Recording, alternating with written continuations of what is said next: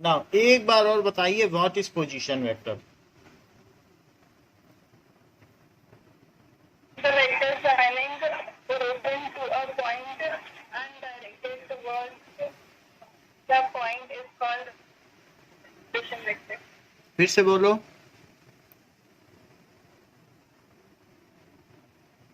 Vector obtained by, Vector joining origin आवाज clear नहीं आती तो समझ। obtained by joining origin to point. Origin to the point बोल रही हो ना? Yes, sir. Origin to any point and directed to that point. अच्छा, इसमें बताइए इनिशियल पोजीशन वेक्टर कौन सा है?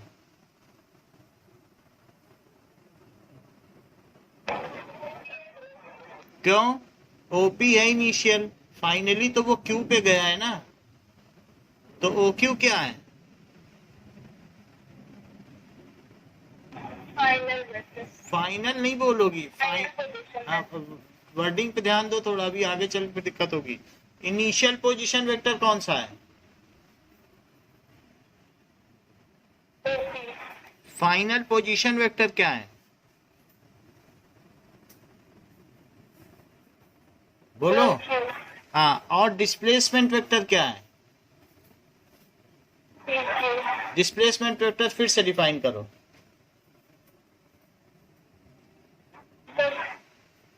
The vector obtained by joining initial position vector and final position. Initial position vector को कैसे ज्वाइन कर दोगी? इनिशियल पॉइंट पोजीशन वेक्टर को ज्वाइन कर दोगी क्या? या तो ये बोलो कि इसके terminal of initial position to terminal of final position vector. Vector में दो चीजें होती हैं, एक हेड या टेल, तो आप हेड ऑफ वो सब नहीं बोलना है, बोलो initial point two final point and directed from initial point two final point. फिर से बोलो।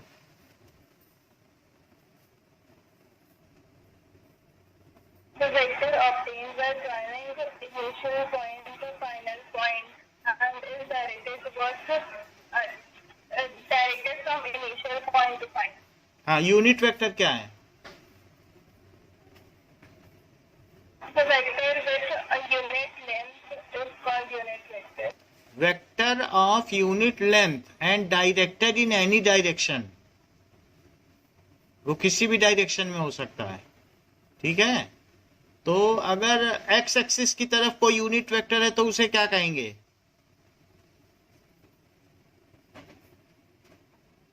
I cap. और जो वाई एक्सिस की तरफ है उसे? K cap. हाँ, ये बताइए कोलिनियर वेक्टर क्या होता है?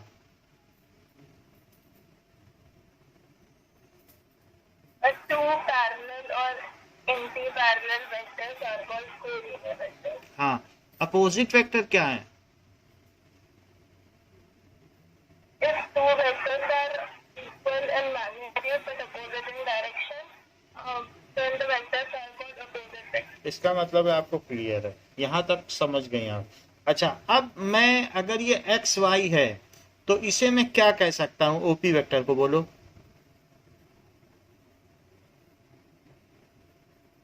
Initial position भाई vector. ओपी वेक्टर का आप बताइए नाम। एक्स इधर चला हूं, वाई इधर चला हूं, कुछ तो बोलो।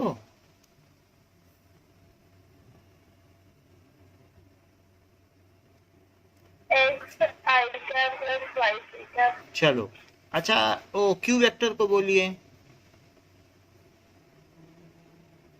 X dash I cap plus Y dash J cap. इतनी बात आपने कह दी। अब जरा देखो, मान लीजिए कि हम ऐसे चलते हैं कहीं से, और नाउ दिस इज, ये है, और आप यहां से यहां चल के आ गई, दैट इज यहां से यहां चली हैं, तो ये गई और ये गई, ये टू वेक्टर हो गए। ये OP हुआ और ये OQ हुआ, और हमें चाहिए PQ, ठीक है? तो अब जरा एक बात ध्यान दो कि ये है कि यहां पर एक आपको मैं वेक्टर एडिशन की डेफिनेशन बताता हूं, that is triangular law of vector addition. If three vectors can be expressed as three sides of triangle, if three vectors can be expressed as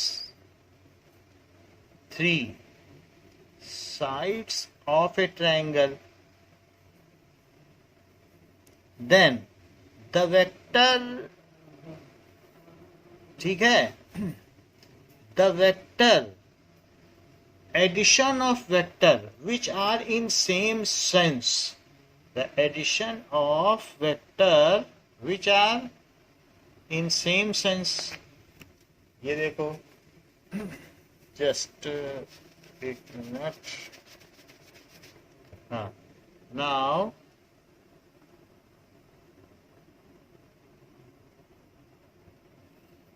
so three sides of a vector,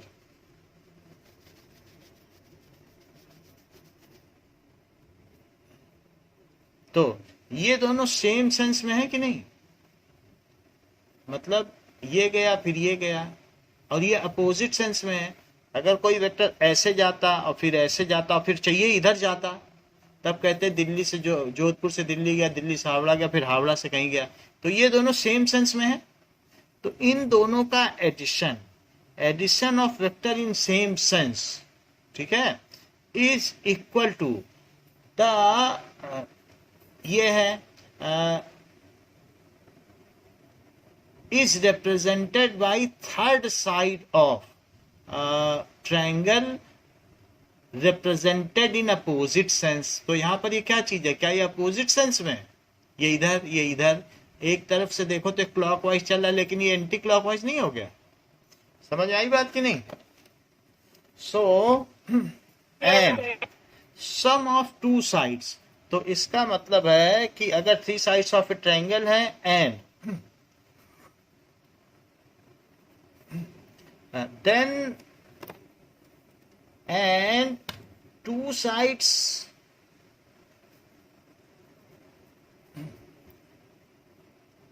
अभी एक minute रुको, इसका book में जो दिया है वो मैं बताता हूँ नेट से देख के.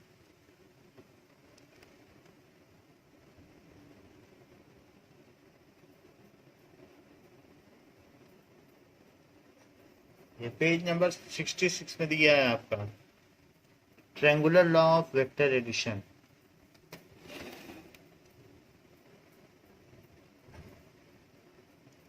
Triangular law of vector addition.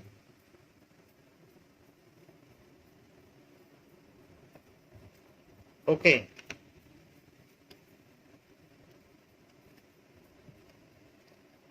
अब इसको मैं ओके आ गया.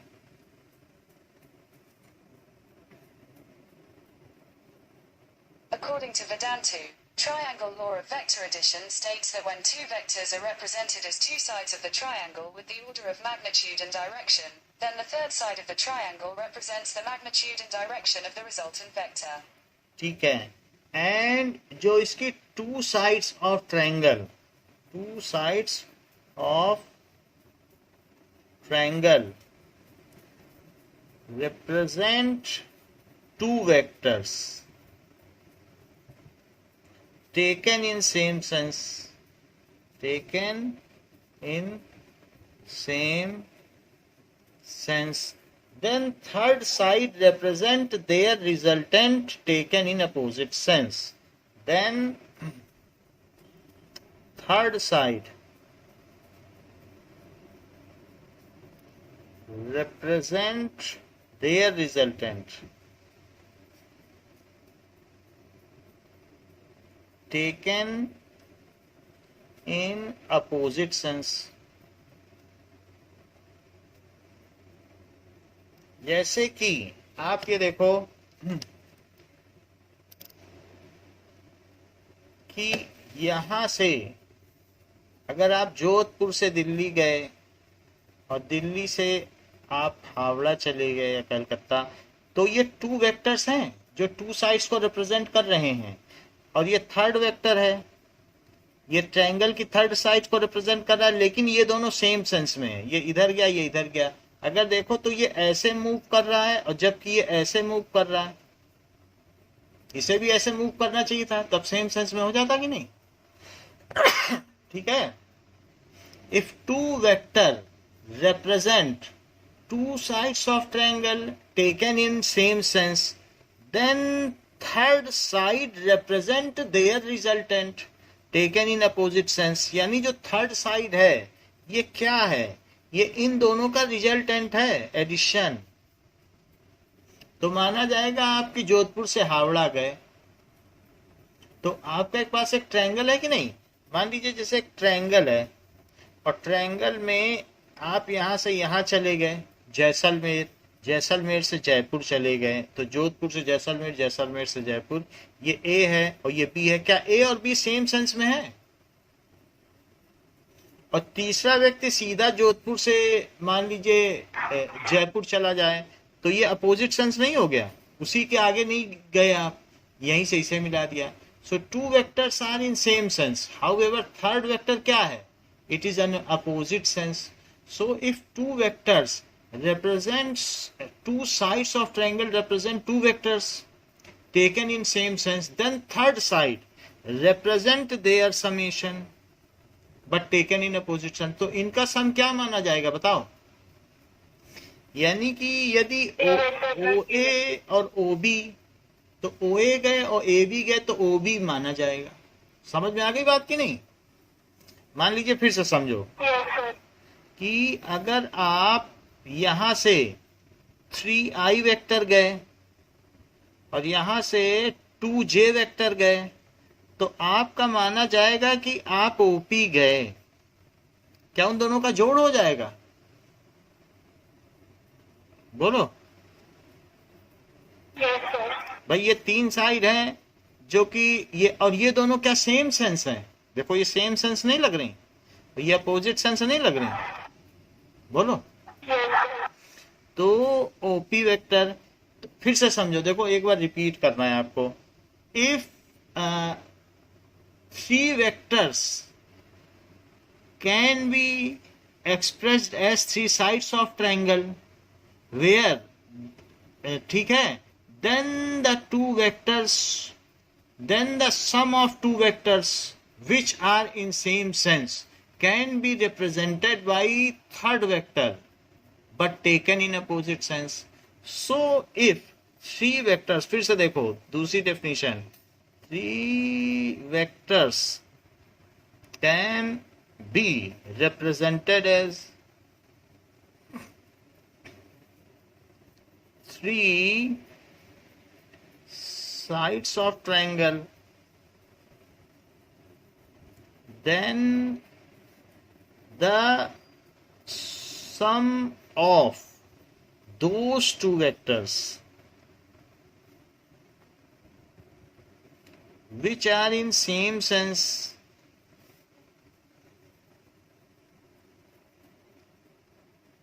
is represented by third side of triangle of triangle, ठीक है, taken in opposite sense, taken in opposite sense। एक बार और हम रिपीट करेंगे, फिर रिपीट करवाएंगे, फिर से समझो। इफ 3 वेक्टर्स, हम इसे C मान लेते हैं थोड़ी देर के लिए, आप A + B है वैसे C मान लो।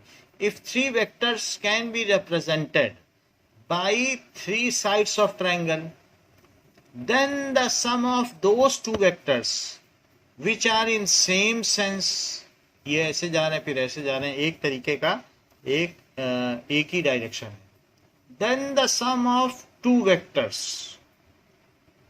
ठीक है, which are in same sense is represented by the third vector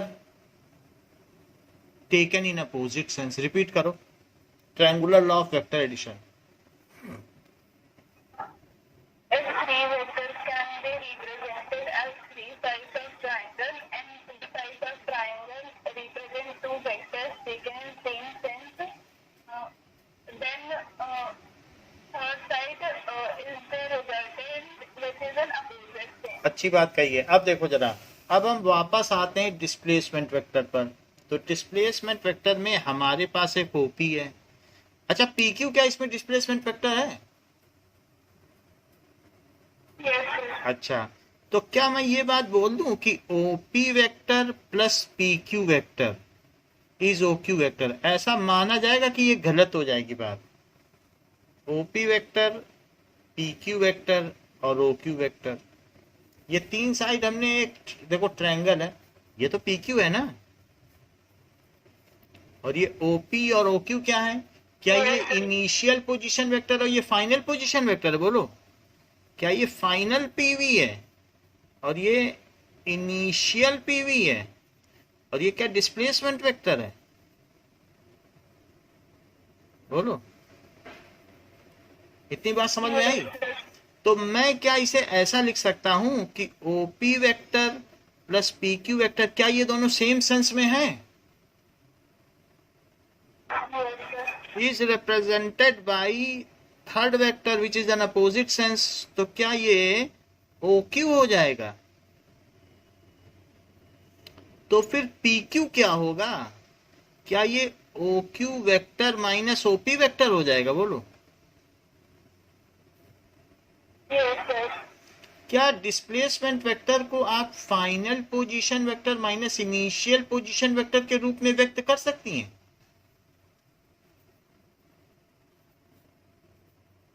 बताएं। Yes, sir. यही बताना था।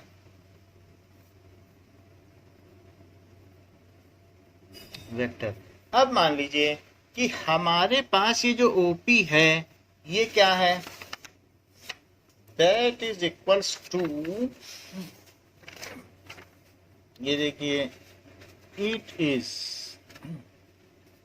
इक्वल टू, तो डिस्प्लेसमेंट वेक्टर ऐसा है, कोई चीज यहां से चल के यहां चली आई और ये है, तो ओपी वेक्टर है और ओक्यू वेक्टर है, तो और ये साथ में पी क्यू भी है क्योंकि वो चीज ऐसे चल के आई है, तो पी क्यू।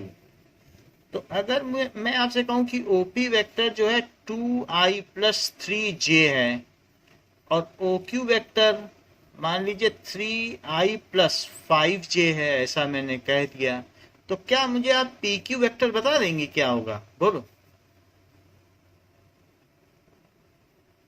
क्या फार्मूला लगाऊं?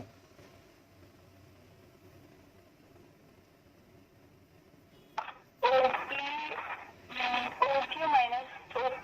हाँ, final position vector minus initial position vector, ये triangular law of vector addition से आया, अच्छा करके देख लो। दिस प्लस दिस, क्योंकि हमने क्या किया बताओ? ओपी वेक्टर और प्लस पी क्यू वेक्टर ही तो ओ क्यू है by triangular law of vector addition. तो बताओ पी क्यू क्या हुआ? फाइनल माइनस इनिशियल हुआ कि नहीं? सो अब आप इसे लिख लें O Q minus O P, तो बताओ क्या हो जाएगा? 3i प्लस 5j और माइनस 2i प्लस 3j, तो 3 में से 2 कटेगा और j वाला j से हो जाएगा, तो फाइनली ये क्या आ गया बताइए? क्या i प्लस 2j आ गया पी क्यू वेक्टर? बताओ। Yes, sir. और अगर आपसे कोई कह दे कि ये 3 सेकंड में चला है, यहां से यहां तक कितनी सेकंड में चला है, तो डिस्प्लेसमेंट कितना हुआ? पहले पी क्यू निकालो, इतने मीटर का है ये वेक्टर। अब पी क्यू का मॉड निकालो, वास्तव में इसका मैग्नीट्यूड क्या है, तब क्या करोगी? हमने आपको बताया कि अगर एक आर वेक्टर है जो कि एक्स आई प्लस वाई जे है, तो उसका मैग्नीट्यूड कैसे निकालते हैं? ऐसे निकाल सकते हैं कि नहीं? Yes, sir. मतलब अगर आपके पास कोई भी वेक्टर है और उसका मैग्नीट्यूड निकालना है, मान लीजिए जैसे कि आपके पास एक ऐसे वेक्टर है, ये पी क्यू है, ये पी क्यू वेक्टर है और ये आ गया आई प्लस 2j आ गया, यही तो आया कि नहीं? ऊपर देखो। तो उस वेक्टर को खींच के ओरिजिन तक ले आओ और उसे क्या लिख लो बताओ? आई प्लस 2j लिख सकती हो? खींच के ले आओ वही वेक्टर, बिल्कुल उतना ही है, देख लो। खिसका के, जैसे पेन नहीं खिसकाया जाता है, ओरिजिन पे ले आए, बताइए। आई प्लस 2j था, पी क्यू दिख रहा है, तो मैं यहां ले आया। अच्छा, ये चीज अब हो गई आई और ये क्या हो गया 2j, तो क्या अब इसका मैग्नीट्यूड नहीं निकल सकता पी क्यू का? पी क्यू ही अब ये हो गया वेक्टर। पी क्यू को कुछ भी बोलो, आर वेक्टर बोलो या कुछ भी बोलो, आर वेक्टर। वैसे डेल्टा आर बोलते हैं, पी क्यू को क्या बोलते हैं? Delta R. इस वेक्टर को बोलते हैं आर वेक्टर, इसको कहते हैं आर डैश वेक्टर और इसे कहते हैं डेल्टा आर वेक्टर। समझ में आ गई बात? डिस्प्लेसमेंट वेक्टर को। तो अब हम इसको निकाल सकते हैं, इसका मैग्नीट्यूड। बोलो कैसे निकालेंगे? दिखाई पड़ रहा है? ब्लर हो गया क्या? दिखाई पड़ रहा है। तो अब मैं इसको क्या लिख दूं? No, sir. अच्छा ठीक है, 1 स्क्वायर प्लस 2 स्क्वायर, सिर्फ मैग्नीट्यूड ले लिया। 1 स्क्वायर प्लस 2 स्क्वायर का रूट बोलो, सही है? Yes, sir. देखो उसको खिसका के ले आए इधर, तो ये कितना हो गया? क्या √5 मीटर हो गया? Yes, sir. अच्छा, फिर इसकी स्पीड क्या हुई? जो डिस्टेंस ट्रेवल्ड है, स्पीड ना निकालें आप, वेलोसिटी का मैग्नीट्यूड निकाल लें, क्योंकि वेलोसिटी क्या होती है, उसमें डिस्प्लेसमेंट लिया जाता है ना। तो वेलोसिटी का मैग्नीट्यूड हो जाएगा कि पी क्यू का मैग्नीट्यूड, पी क्यू ही तो डिस्प्लेसमेंट है, और अपॉन टाइम। तो इसलिए that is displacement upon time. तो कितना हो गया बताइए? दैट इज इक्वल्स टू √5 चला है कि नहीं? और कितने सेकंड में चला है? 3 सेकंड में। तो समझ में आ गई बात आपको? Yes, sir. और अगर आपसे कोई कहे कि डिस्प्लेसमेंट वेक्टर का यूनिट वेक्टर निकालना, तो इसी में √5 से डिवाइड कर दोगे कि नहीं? Yes, sir. मतलब क्वेश्चन पूछा जा रहा है कि find a unit vector in the direction of displacement vector। तब आप क्या करेंगी? तो क्या आप PQ वेक्टर लिखेंगी जो कि I प्लस 2j है? कैप अवश्य लगाती रहना। तो अब PQ का कैप क्या होगा बताओ? क्या फार्मूला है?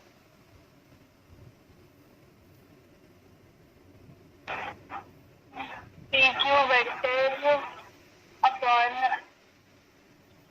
magnitude of PQ vector. चलिए, तो PQ वेक्टर का मैग्नीट्यूड कितना आया है बताएं? ऊपर आया था कुछ, बोलो कितना आया है? √5. चलो √5 लिख दिया, लेकिन इसे अलग अलग लिखना है। 1/√5 आई कैप और प्लस 2/√5 जे कैप। हो गया कि नहीं? क्या आप इस बात को इंश्योर करना चाहेंगे कि ये यूनिट वेक्टर है? तो उसकी भी सुविधा है। PQ वेक्टर क्या आ गया बताओ? Unit vector. क्या 1/√5 आई कैप प्लस 2/√5 जे कैप आया है? यही तो यूनिट वेक्टर आया है। तो आप ये, आपके मन में ये बात होगी, देखें जरा ये 1 मीटर है भी कि नहीं, कि ऐसे ही कहा जा रहा है। अच्छा बताओ, किसी भी वेक्टर का मैग्नीट्यूड का क्या फार्मूला बताओ?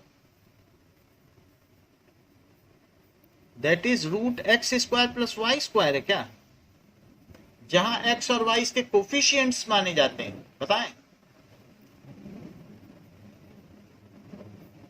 Yes, sir. अच्छा, तो भाई √5 इसका भी स्क्वायर कर दो और फिर ये कर दो, तो ये कितना आ जाएगा? क्या ये 1/5 आ जाएगा और ये 4/5 आ जाएगा? तो क्या ये √5/5 आ जाएगा? तो आ गया 1 मीटर की नहीं? Yes, sir. मतलब किसी भी वेक्टर को आप चेक भी कर सकती हो, वेरीफाई भी कर सकती हो कि ये 1 मीटर का है। तो हमने आपको क्या बता दिया कि जो वेलोसिटी है वो डिस्प्लेसमेंट का मैग्नीट्यूड अपॉन टाइम है, हम ऐसे भी निकाल सकते हैं। तो एक चीज आपको बताई गई है कि displacement vector. Now there are two types of vectors. One is free vector. The vector which can move freely without changing its direction.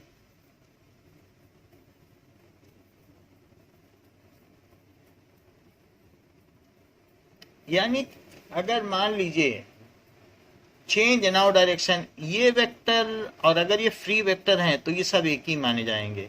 ये ए है और ये बी है, ये फ्रीली मूव कर सके। ये पेन है, यहाँ रख दो, यहाँ रख दो, यहाँ रख दो, यहाँ रख दो, चेंज ना करें, न लेंथ चेंज करें, न डायरेक्शन।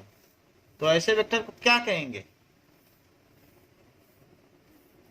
Free vector. तो free vector A is equals to B, then these are free vectors.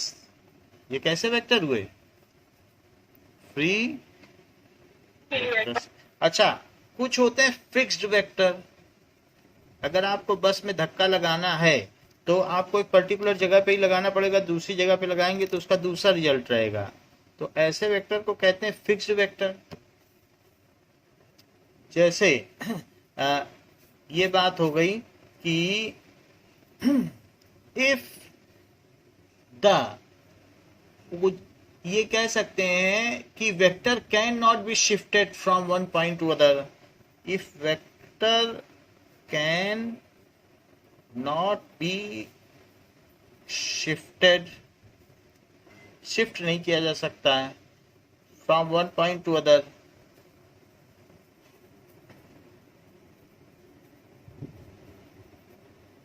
then it is fixed vector. यानी जैसे किसी पत्थर पर आपको फोर्स लगाना है तो आप, ये पत्थर है तो यहाँ फोर्स लगाओगे तो उसका अलग इफेक्ट होगा, और यहाँ फोर्स लगाओगे तो हो सकता है ये रोटेट ही करने लग जाए। अब जैसे ये है, एक प्लैंक है, अब प्लैंक पे यहाँ फोर्स लगाओगे तो अलग रिजल्ट आएगा, ये ट्रांसलेट करेगा, और यहाँ करोगे तो क्या रोटेट नहीं कर जाएगा? इस पेन पे यहाँ फोर्स लगाओगे, रोटेट नहीं कर जाएगा। तो ये here vector is not allowed to be shifted. यहाँ पर हम ये कह सकते हैं कि ये दोनों अलग अलग है। Here vectors are fixed vectors as they are not allowed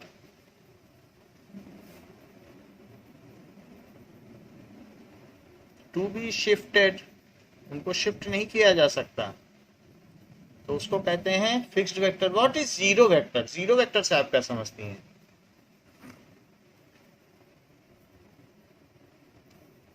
the vector, आप घर से निकली, सामान खरीदा बाजार से, घर में वापस आ गई, तो आपका कितना डिस्प्लेसमेंट हुआ? The vector whose displacement is zero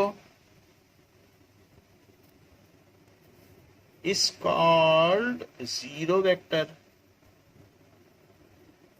उसे जीरो वेक्टर कहेंगे या नल वेक्टर कहेंगे या वॉइड वेक्टर कहेंगे? जीरो वेक्टर, नल वेक्टर या वॉइड वेक्टर। सो अगर मान लीजिए ए वेक्टर है, जहां है वहीं सही, बस एक बिंदु रख दो, तो ये ए वेक्टर है। Is zero vector, it has no specified direction. फाइड, इसकी कोई स्पेसिफाइड डायरेक्शन नहीं है, और इसका मैग्नीट्यूड भी जीरो है, क्योंकि ये है FIDE direction, and its magnitude is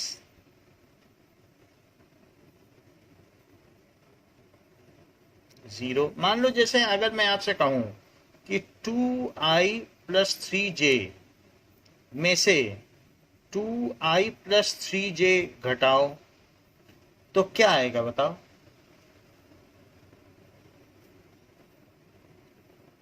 बताइए। जीरो। तो जीरो नहीं लिख सकते, जीरो वेक्टर लिखना पड़ेगा, क्योंकि लेफ्ट में वेक्टर है तो राइट में भी क्या लिखना पड़ेगा? वेक्टर लिखना पड़ेगा कि नहीं? तो इस तरीके से ये जीरो वेक्टर हो गया। It is to be written like this. तो ये हमने आपको बता दिया कि जीरो वेक्टर क्या होता है। अब देखो कि law of parallelogram of vector addition क्या है। तो लॉ ऑफ, ये भी पेज नंबर 66 पर ही है, पैरेललोग्राम फॉर वेक्टर एडिशन।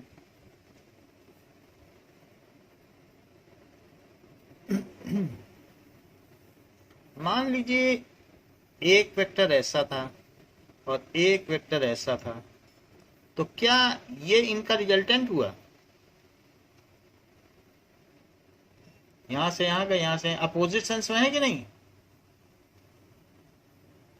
बताइए। तो इनका रिजल्टेंट क्या हुआ? ए वेक्टर प्लस बी वेक्टर। अच्छा, जो बी वेक्टर है उसको किसी ने चालाकी से खिसका के यहां रख दिया। खिसक सकता है ना फ्री वेक्टर हो तो। हम फ्री वेक्टर कोई डील कर रहे हैं इस बुक में, हमारी बुक में फिक्स्ड वेक्टर कोई नहीं है, पूरी बुक फ्री वेक्टर की। यहां से यहां ले आओ तो उसी के पैरेलल अगर बना दो तो वो भी तो बी ही हुआ। बताइए, बिल्कुल पैरेलल बनाया कि नहीं? और ए के पैरेलल अगर यहां बना दो तो क्या ए नहीं हुआ?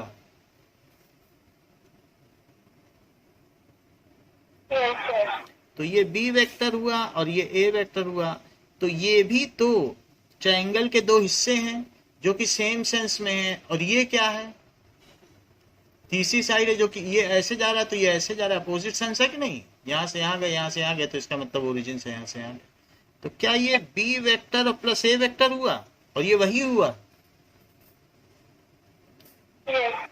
यानी अगर हमारे पास दो वेक्टर थे, एक ए वेक्टर था और एक किसी ने कहा बी वेक्टर है, और बोल दिया कि जरा जोड़ के दिखा दो और ये बता दो कि कितना आएगा, तो मैंने इन दोनों को ऐसे एडजस्ट किया कि इनके इनिशियल पॉइंट्स एक साथ आ गए। जरा चेक तो करो, क्या मैंने बिल्कुल इसकी तरह ही इसको पैरेलल बना दिया है? थोड़ा सा और कर दें, अभी पैरेलल लग नहीं रहा है, तो बिल्कुल वैसे ही कर दें तो लगने भी लगे। ये जैसे देखो बिल्कुल अभी लग रहा है, बिल्कुल वही लग रहा है कि नहीं? तो मैंने खिसका के इधर ले आया। अब क्या इनका कोई इनिशियल पॉइंट सेम हो गया? क्या ये कोई इनिशियल वेक्टर हो गए? बोलो, क्या यहां पर भी यही था? और अब इनसे मैं एक ऐसा पैरेललोग्राम बना दूं, और पैरेललोग्राम बना दूं तो पैरेललोग्राम बनने के बाद जो इसका डायगोनल आएगा क्या वही इसका रिजल्टेंट होगा? If two vectors can be represented as two neighboring sides of parallelogram, ठीक है, then the diagonal represent their resultant. तो डायगोनल क्या होगा? रिप्रेजेंट देयर रिजल्टेंट, ठीक है, directed from coinitial point to other end of diagonal. जरा check तो करो, यही तो आया कि नहीं? अगर ए और बी है तो क्या यही ए प्लस बी नहीं आ गया? यदि वैसे तो हमने ट्रायंगुलर लॉ का ही इसी का दूसरा रूप है। देखो, ये ट्रायंगुलर लॉ लगाया तो ये आया, ये लगाया तो ये आ गया, लेकिन बना तो parallelogram he. So if two vectors can be two co-initial vector, co-initial vector can be represented by two adjacent sides of parallelogram,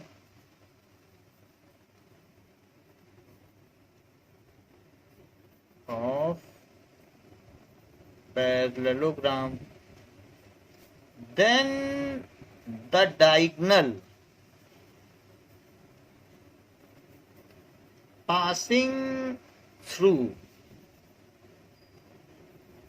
their co-initial point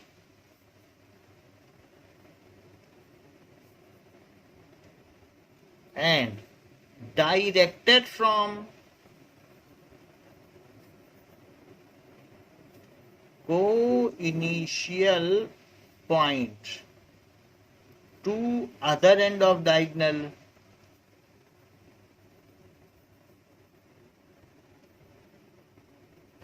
represent their resultant.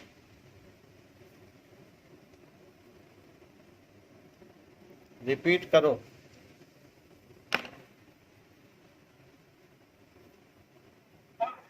If two co-initial vectors can be represented by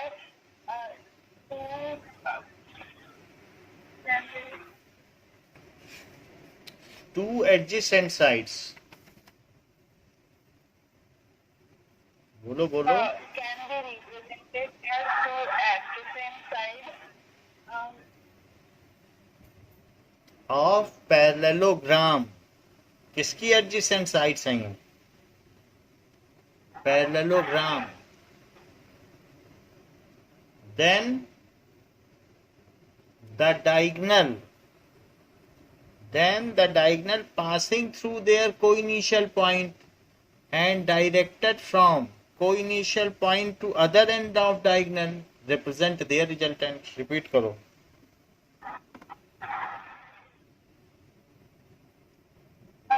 if two co-initial vectors separated by represented by two adjacent sides of the parallelogram, then diagonal passing through their co-initial point and directed from co-initial point to other end of diagonal represent their resultant. बहुत अच्छा बताया है आपने, बिल्कुल पूरा वही बताया है. तो इससे आपको ये भी पता चल गया कि a प्लस बी क्या b प्लस ए हो गया यहाँ से देखने पर, क्योंकि ऐसे चलेंगे तो भी वही वेक्टर है. तो यहाँ से क्या पता चल रहा है कि वेक्टर एडिशन क्या कम्यूटेटिव है? बोलो, समझ में आ गई बात की नहीं?